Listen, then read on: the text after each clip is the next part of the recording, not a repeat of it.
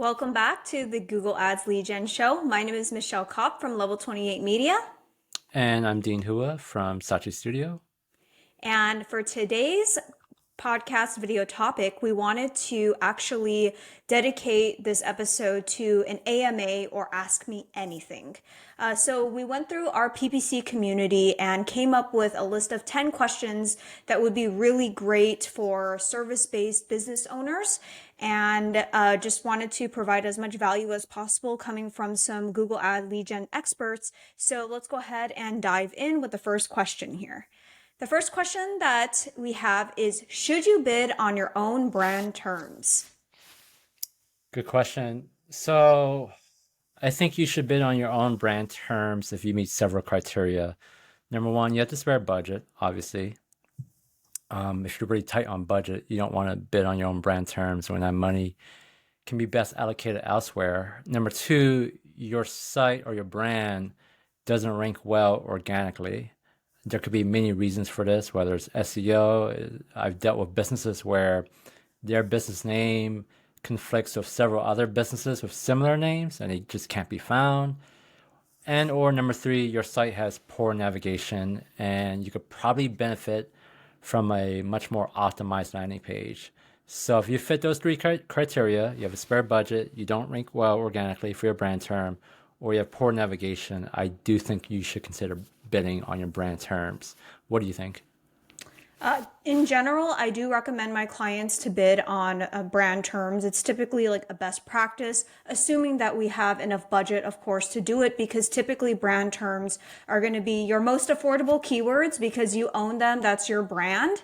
And it's also a great way to protect against competitor conquesting. So if you are seeing competitors going after your brand name and bidding on your brand terms, just so you know, as a business owner, if you're running Google Ads, that's not illegal. That's not against any of Google's policies. I've had a lot of people reach out to me asking if it is illegal. It's only illegal if you're like, have a registered trademark per se, and your competitors are using your brand name in the actual ad, pretending to be you. So that would be a violation, and you could actually report that to Google and get that taken down. But in general, I do recommend to do it aligned with what you're saying with those three criteria, and also because it's just really affordable. Okay, fair. Let's move on to the next question. This is a really good question. Should you go in-house? I'm assuming this from a business owner. Should you go in-house or hire an agency? What do you think? So this is actually a really good question. So when you're deciding between in-house and agency, first of all, you got to look at what is the actual scope of the project, right? And on top of that, what is the actual ad budget that we're working with? Even I've seen ad budgets as high as $100,000 where people will try to, keep things in-house. And for a good reason, because in terms of benefits for having things in-house, you have things more controlled, versus when you outsource it to an agency. It's a situation, a game of telephone. Sometimes you're explaining it to the agency. They don't understand your business the way that employees would understand it if they actually you have a dedicated team working for you. The con of in-house is that it's going to cost you a lot more. And then I guess the question is, do you even have enough work to make it a full-time job for someone? Because in reality, I've seen it doesn't really, like a lot of times with PPC, it's depending too on your ad budget, and how many different accounts and lines of businesses you're managing. You may not necessarily need a dedicated person, because of the cost of salary and benefits and all of that versus outsourcing to an agency where it can be cheaper. The agency would have that, skill and knowledge because they're working in Google Ads, on a day-to-day basis, assuming you find a good one, right? And they would be a lot more affordable, and you can get rid of them a lot easier than an employee if they're underperforming. So There's a lot to uncover there and probably have more to say. But how about you? Do you want to chime in on that? Yeah, I think you took the words out of my mouth. I'll just quickly summarize the primary points. If you're a business and you're considering in-house, stick with the agency first. If you're just sick and tired of like dealing with mediocre agencies, you may want to consider in-house for the simple fact that, like you said, your business knows your business better than the agency, and maybe you're just sick and tired of getting the runaround from an agency. But just make sure you're prepared to not just pay the salary and the benefits of a full-time employee, but you're willing to provide them you're willing to provide them the resources needed for them to improve because marketing is very complicated nowadays, regardless if it's paid search, paid social, SEO, or whatever. And you want to make sure your employee gets the most out of it. If you can't do that, then you may want to consider sticking with an agency.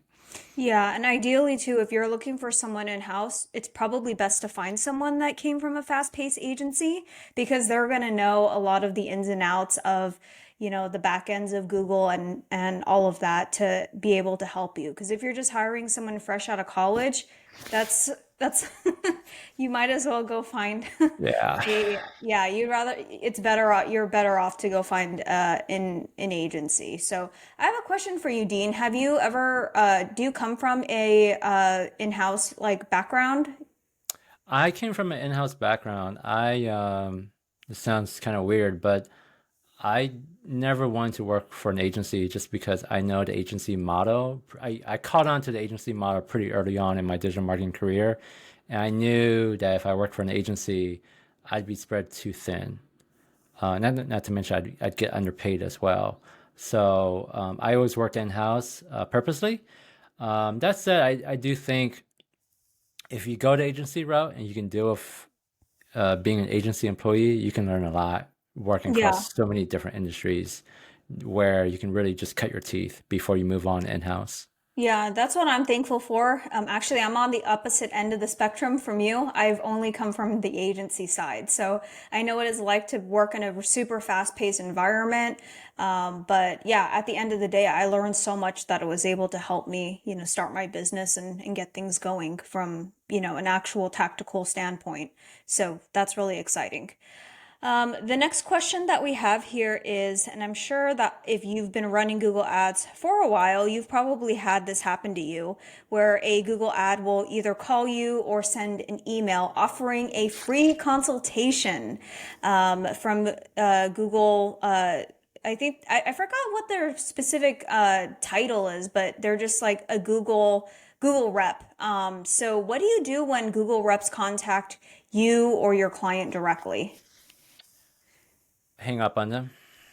That's it. Well, I mean, if you want a more exhaustive answer, listen. So I know other freelancers and agencies have this problem. It's never been a problem with me. I mean, I do get calls every single day, unfortunately, from Google reps. I just, I don't pick up. But if you want to be more proactive in terms of dealing with them, especially if you're a media buyer or agency, let your clients know upfront when you first start working with them. Hey, listen, you're gonna get calls from Google or emails from Google saying, "Hey, would you like to schedule a 30-minute consult? We got some information from you that we think you could benefit from." If you get those types of emails, just ignore them and realize that these aren't support reps or ad account reps. They're sales reps who really at most only had training for 1 or 2 weeks before they're kind of thrown into the deep end. So, Mr. Client, would you rather listen to me, who has 8 years experience working with Google Ads, or a new employee who only has 2 weeks of training?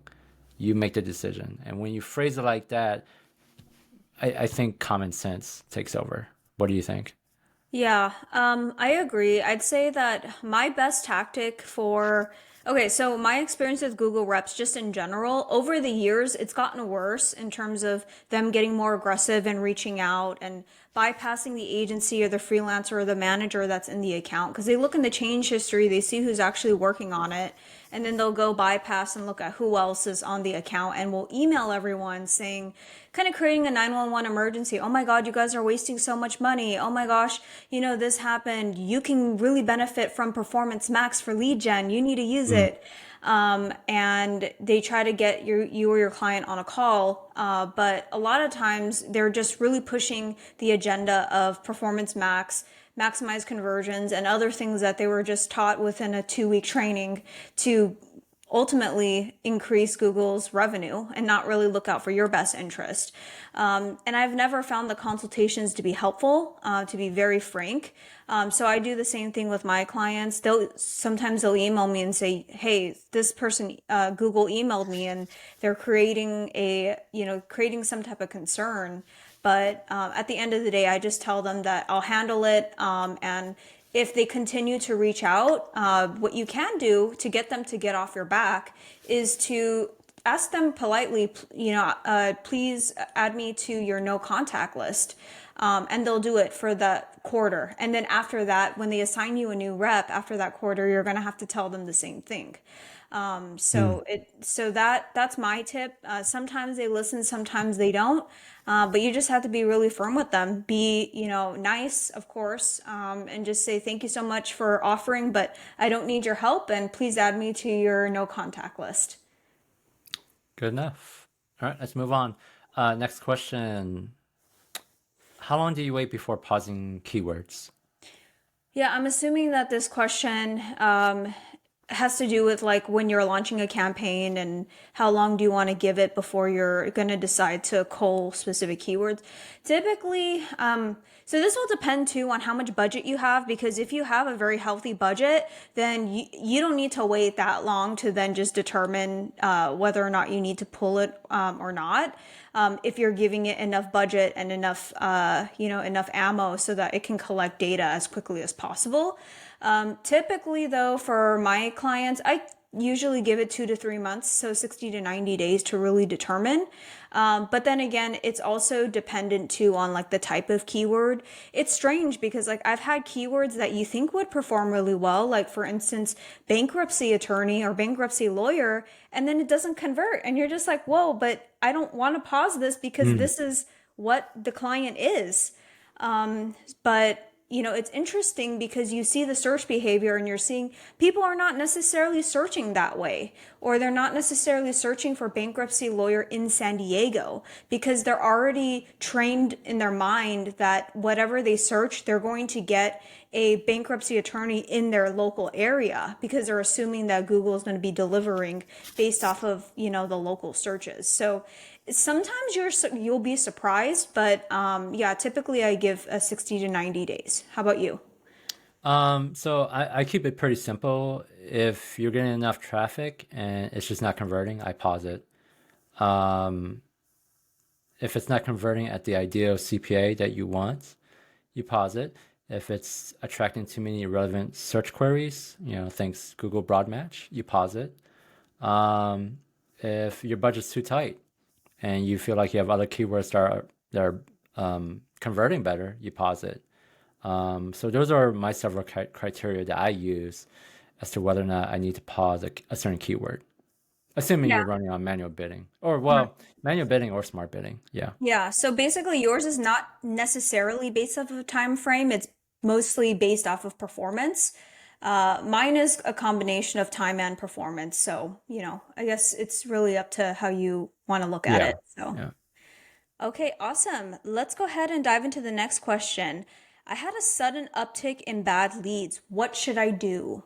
Where would you check first? And what would So I have like a mental checklist when this happens, and it always happens with any client I've had for a few months. Number one, I ask myself, is this seasonal or cyclical? Um, or is it just like a streak? Because sometimes you get a streak of like bad leads or people just misdialing. So number one, is it seasonal or cyclical or streaky? Number two, I take a look at my search query report for those keywords that are converting, and I want to see if anything's changed. Maybe Google changed something within their algorithm, and XYZ keywords is being affected. So if I see something fishy within there, obviously I'll take the necessary steps. I don't, I can't think of anything else that would contribute to this. I mean, do you have any thoughts? Yeah, usually for me, I don't usually experience like a case where I get all of a sudden like I have good leads and all of a sudden everything just tanks. Usually if it's bad leads out of the gate and then we're trying to optimize in order to get it to a point where it could be at a good getting at a good steady lead flow and good quality leads in general, but so there could be a couple things. So looking at, yeah, the search query reports, I think it's like also seeing like what big changes did you make to the account recently? If you added a bunch of brand new keywords, maybe that's what's contributing to the bad lead quality that's coming through. It's also listening to the phone calls to see what's the true intent behind, someone calling and seeing what you need to do to potentially block out, with specific negative keywords. So it doesn't happen to me that often, but those are the things that I'll look at if it does. Yeah. Also, when a client comes to me and says, Dean, I'm getting bad leads, I need to have them qualify what that means. Like, is a Right. bad lead just a lot of people just hanging up on you, or bad form or form leads where it's just one sentence. I had a copywriter client, damn good copywriter, where he was getting a lot of lead. I wouldn't say bad leads, but they were one sentence inquiries, Okay. right? And I took a look at the form and I realized what was causing the issue. Basically, the message field or the message row was only limited to like one row. Like it wasn't like a large Okay. space where So you they could felt type in like they what you were want. limited. Yeah. Yeah, so because it's just one row, people usually on mobile, they just type in a quick sentence because they can't see everything that they're typing. So they Right. make it really quick. So I suggested to him, well, why don't you expand your row to like 5 or 6 rows? Expand your message field to 5 or 6 rows. Lo and behold, people started giving much more exhaustive explanations of their problem. Fixed. So Right. Yeah, and I think you're right. Like when it comes to someone saying bad lead, what does that mean? Are they just a bad lead because they don't want to pay for you and because they're cheap? yeah, And that's the case. It's like, well, there's only so much that the PPC marketer can do for you. that's You not a want to, bad lead. That's just lead generation in general. yeah, that's Yeah. lead generation in general. And I've had that happen multiple times. We're like, well, we get so many people, but they're price shoppers. Well, that's your job to close. And if you have any questions on that, we do have our previous podcast touches on outside factors that influence Google Ads. So go ahead and check that out. The next question that we have is how long or how do you deal with click fraud? So I don't really compete in niches where click fraud is very prevalent, at least not too many.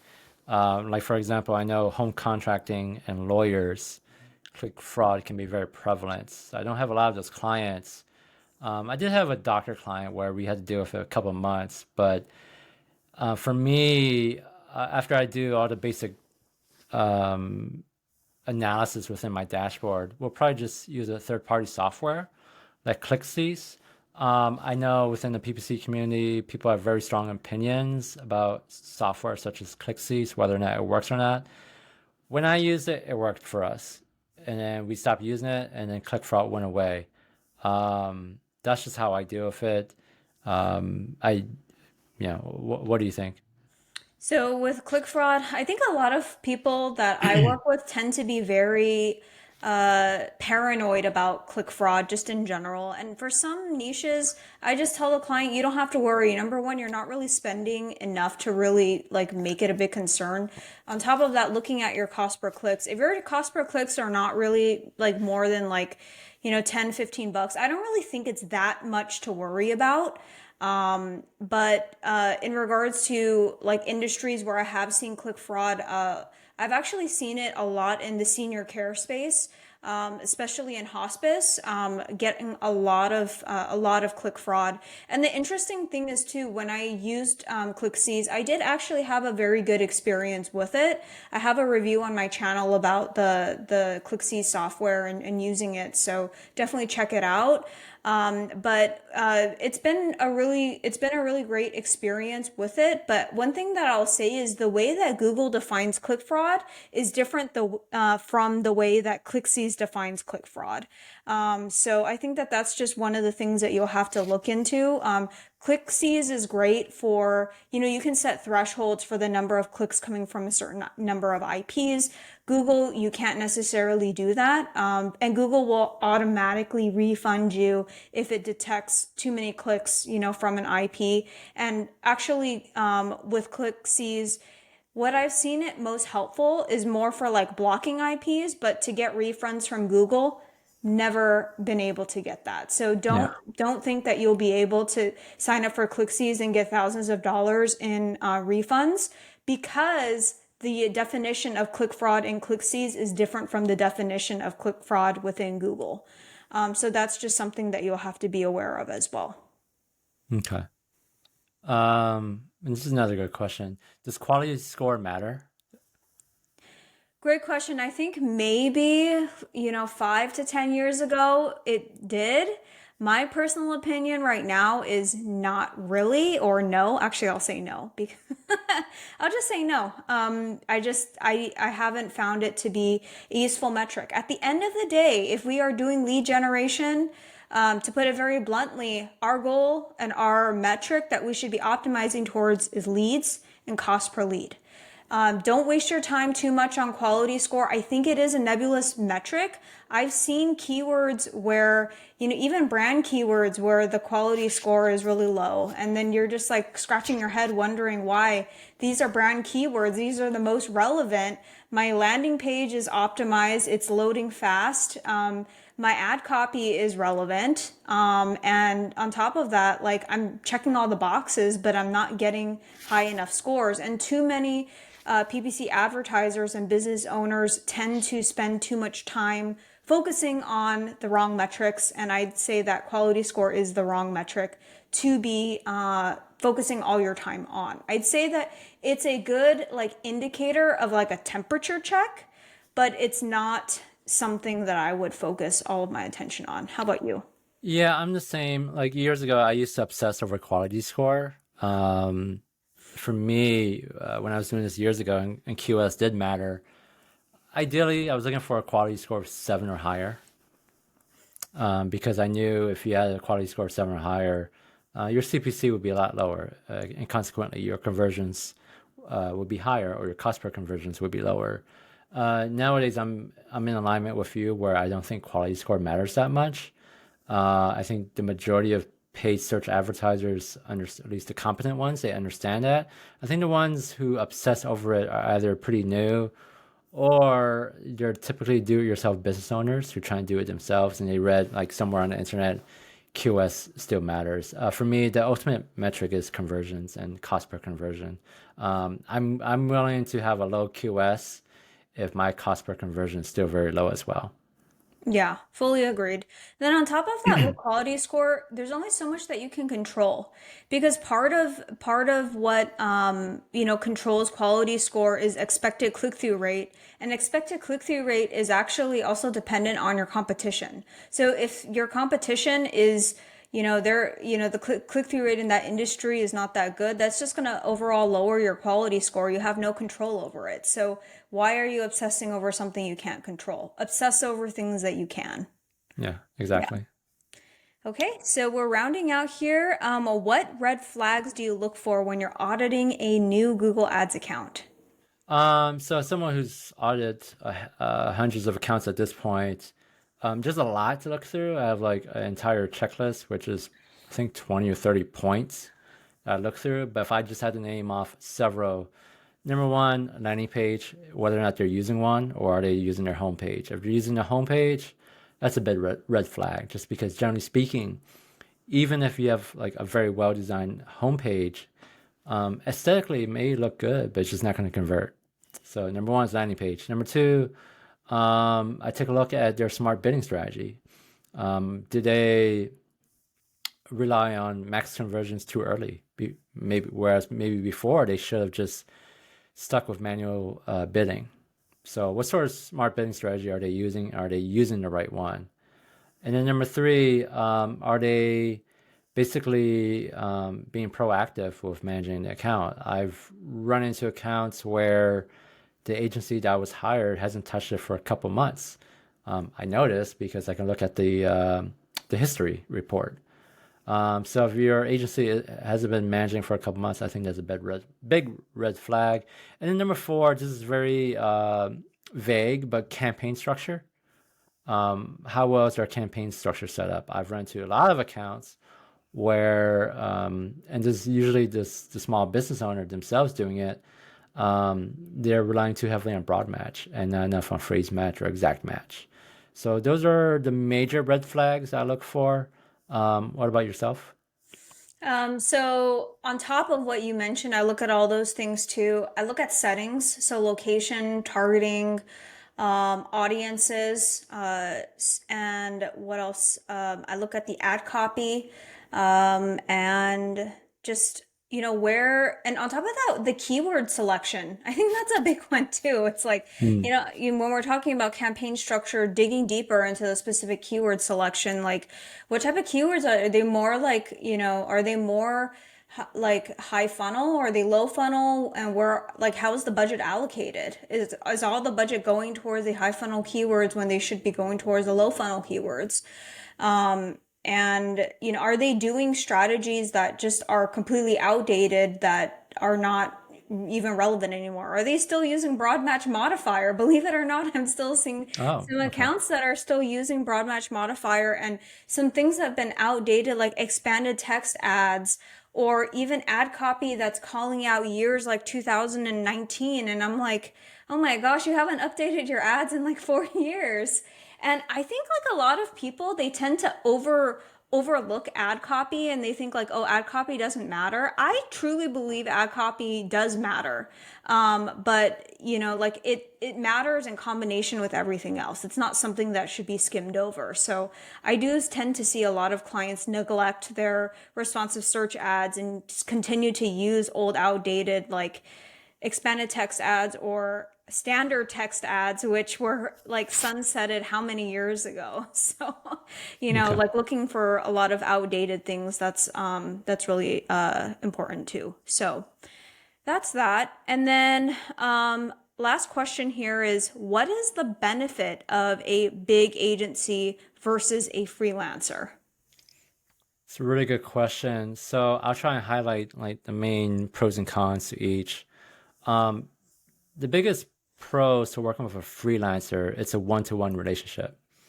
Okay, you can hold that person accountable, and you're probably, on average, it's not always true, but on average, I do think you get better communication from a freelancer because it's a one-to-one relationship. Whereas with an agency, it's a one-to-two or a One one-to-several to many. relationship, Yeah. or one-to-many. Because when you're working with an agency, especially bigger ones, you have to go through the account manager. And let's face it, most account managers don't really know what they're doing. They're more like on the sales side or support side Customer rather than on the service. marketing side, customer Yeah. service.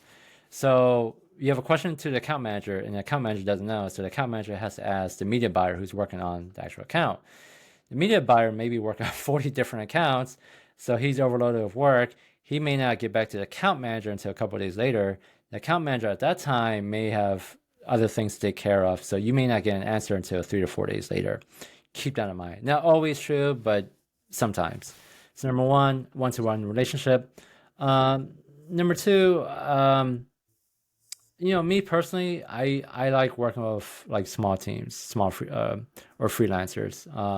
That's just my motto because I can hold them accountable as well. Whereas with agencies, you can't always hold them accountable for a variety of reasons. And I think one of the biggest cons of agencies, as I alluded to earlier, but just red tape, slow communication.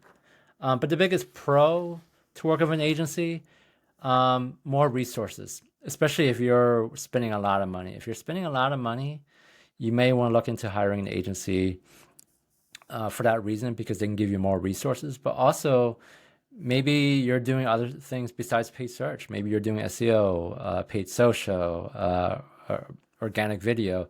If you're doing all of those things, it may be better to have one agency to do all of that rather than to have, 4 or 5 different freelancers. Yeah. I couldn't have said that better myself, actually. So, yeah, I think, yeah, when it comes to, yeah, just the biggest benefit of a big agency, it does come down to resources, the size of your team versus the size of theirs, and your specific needs, and how that specific agency can deliver, especially if you're running multiple channels. A freelancer that is a jack of all trades is really, a master of none. So, versus going to a big agency where they have specific departments, one for paid social, one for SEO, one for affiliate, one for paid search. So then you can get dedicated experts all housed in one place. But also be prepared to pay the fees for it, and also realize that they might not be strong in every single one of those channels as well. They might only be good at like one or two, so that goes back to something that we've talked about before. Versus with freelancer, typically they will be like more specialized in one area.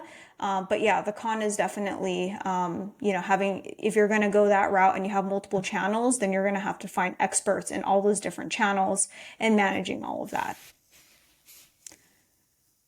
All right. Any more things that you wanted to add? No, I think that's it on my part. Awesome. Okay. Well, thank you so much for joining us, and we'll see you in the next one.